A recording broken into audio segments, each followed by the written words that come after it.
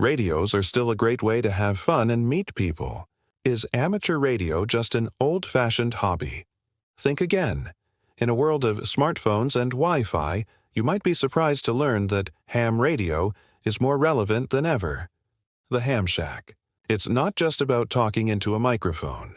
It's about building, tinkering, and understanding the science that powers our wireless world.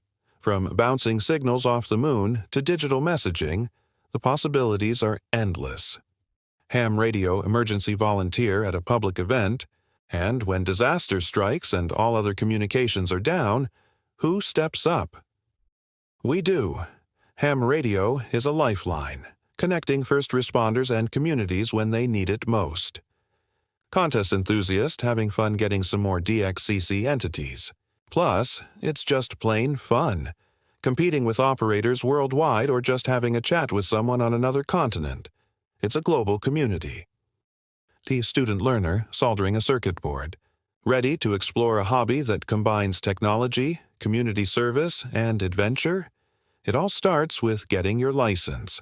There are over 3 million licensed amateur radio operators worldwide, making friends that last a lifetime. Discover the magic of amateur radio. Like and subscribe to learn more.